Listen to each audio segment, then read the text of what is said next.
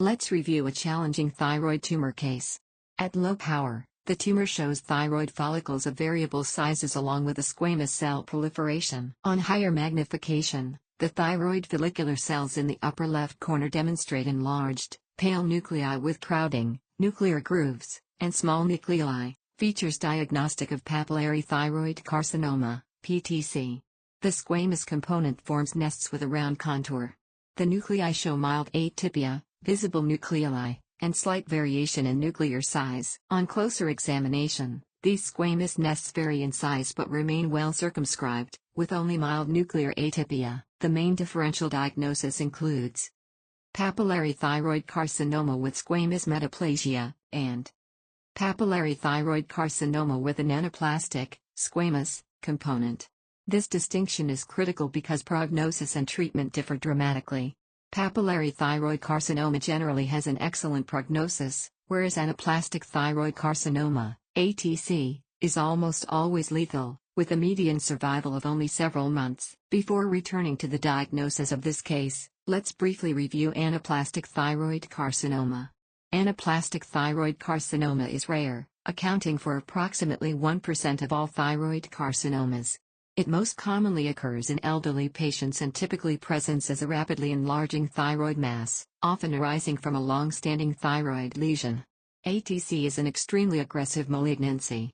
Although rare, it is responsible for approximately 25% of thyroid cancer-related deaths.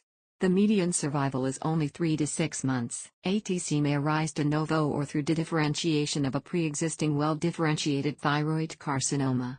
Histologically, ATC shows three main patterns.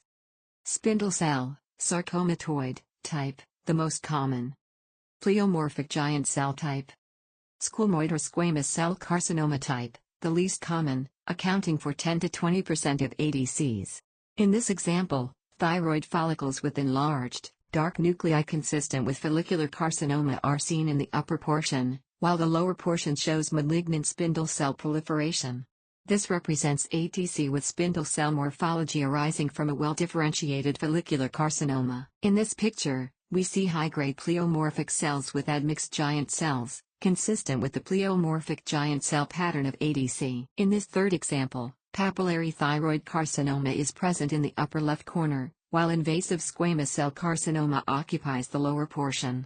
At high power, this squamous component shows marked nuclear atypia, infiltrative growth, and frequent mitotic figures, features diagnostic of ATC with a squamous cell carcinoma component. In earlier editions of the WHO classification, primary squamous cell carcinoma of the thyroid was considered a separate entity. In the current WHO classification, it is regarded as a histologic pattern of anaplastic thyroid carcinoma. Immunohistochemically, most ATCs are positive for PAX8. Approximately 60% show P53 mutations, more than half are P63 positive. Ki67 labeling index is typically greater than 30%. A subset harbors BRAF V600E mutations. TTF1 is usually negative or only focally and weakly positive. Thyroglobulin is negative. The diagnosis of ATC is often straightforward when the clinical presentation is classic and the tumor is overtly high-grade. However, significant challenges arise when ATC develops within a pre-existing well-differentiated thyroid carcinoma. In large tumors, a small anaplastic component can be easily overlooked. Anaplastic transformation may also occur in lymph node metastases. There are documented cases in which a small focus of pleomorphic anaplastic carcinoma was missed in one of many metastatic lymph nodes, leading to patient death within months. Importantly, even a very small focus of ATC is associated with a dismal prognosis. How to avoid diagnostic pitfalls? First, carefully evaluate tumor edges. Areas that appear fibrotic may actually represent spindle cell ATC, particularly in aggressive variants of PTC such as tall cell or hobnail variants. Second, thoroughly examine lymph nodes. Always assess for possible anaplastic transformation in nodal metastases. Third, use immunohistochemistry when needed. Compared with well-differentiated thyroid carcinoma, ATC shows markedly increased Ki67 and reduced TTF1 expression. In de novo ATC, Paxatin or BRAF V600E may help confirm thyroid origin. Returning to the case. In this case, We have papillary thyroid carcinoma with a focus of squamous proliferation. The squamous nests are round, well circumscribed, and vary in size. On high power, they show mild nuclear atypia without mitotic figures. On low power, these squamous nests are confined to the thyroid gland, with papillary thyroid carcinoma present on both sides. So, what is the diagnosis? Is this anaplastic thyroid carcinoma arising from papillary thyroid carcinoma? The final diagnosis is papillary thyroid carcinoma with squamous metaplasia. The squamous nests are non-infiltrative, lack significant cytologic atypia, and show no mitotic activity.